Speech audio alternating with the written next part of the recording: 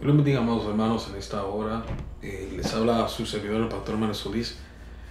¿Por qué será entonces que nosotros, los evangélicos, presentamos a los niños? ¿Por qué presentamos a los niños? ¿Verdad?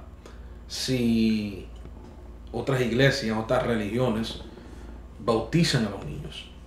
Bueno, nosotros los presentamos porque a Jesucristo se le presentaron.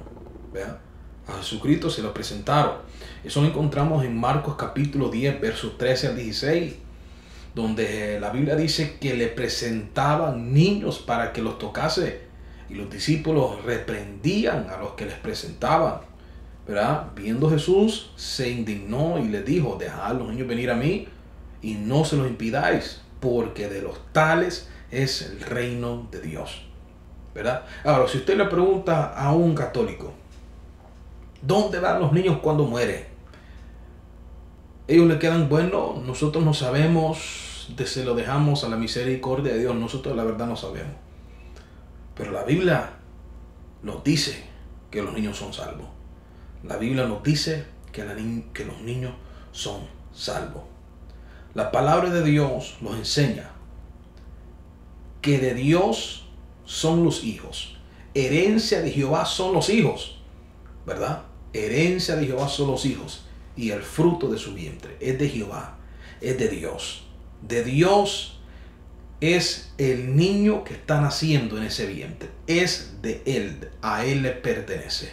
Él es el que puso el alma en esa criatura, el que hizo el cuerpo, el que hizo todo y le dio aliento de vida a esa criatura. Es de Dios, ¿verdad? Es de Dios. Ahora, los católicos no tienen respuesta y no sé por qué. No sé por qué ellos no pueden entender o no tienen respuesta qué pasa con los niños cuando mueren. Porque según ellos, para que un niño sea salvo, tiene que bautizarse. Si no hay bautismo, no hay salvación, ¿verdad? Así lo explica. Pero qué causalidad que cuando se les pregunta esto al católico, ellos salen con la respuesta de que no saben. No saben, no saben, no saben, ¿verdad? La Biblia dice en Romanos capítulo 8, verso 9: mas vosotros si vivís según la carne, sino según el Espíritu, ¿verdad? Mas vosotros no vivís según la carne, sino según el Espíritu. Si es que el Espíritu de Dios mora en vosotros. Si alguno no tiene el Espíritu de Dios o el Espíritu de Cristo, no es de Él. Y ya vimos en la palabra de Dios que dice que el que no es o el que no tiene el Espíritu de Cristo no es de Él, ¿verdad? Si el que no tiene el Espíritu de Cristo no es de Él. Y ya vimos en unos versículos, gloria a Dios, vamos a ver aquí, donde dice la palabra de Dios en Salmos 127:3, donde dice de la Biblia que he aquí herencia de Jehová son los hijos, cosa de estima el fruto del vientre, ¿verdad? De Dios son los hijos.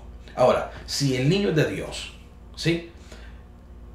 Y dice la Biblia que el que no tiene el Espíritu de Cristo no es de Dios, entonces el niño tiene que tener el Espíritu de Cristo para que sea de Dios. Si no, no puede ser de Dios.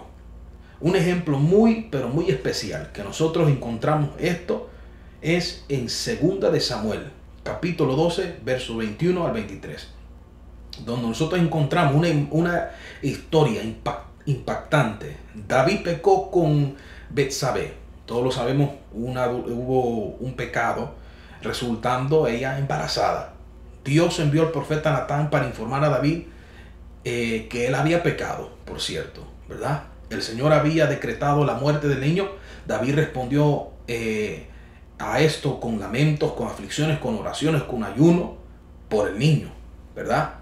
Pero una vez que el niño murió, mientras el niño estaba agonizando, David oraba y lloraba por 7 días, parece.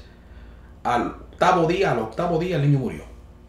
Entonces, cuando el niño muere, David se levanta, deja de orar, deja de ayunar, deja de llorar, come, bebe, se resura, ¿me entiende? Se arregla bien, gloria sea al Señor. Entonces los sirvientes le preguntaron: ¿cómo es posible que cuando el niño estaba muerto, tú llorabas, agonizabas, ¿verdad? Perdón, cuando el niño estaba agonizando, tú llorabas y gemías y clamabas. Pero ahora que el niño ha muerto, que ya no está agonizando, pero que ha muerto, tú te levantas, comes pan, ¿verdad? Entonces la respuesta de David fue lo que impacta más esta historia. Y lo que él respondió fue: viviendo aún el niño, yo ayunaba y lloraba diciendo: quién sabe si Dios tendrá compasión de mí y vivirá el niño.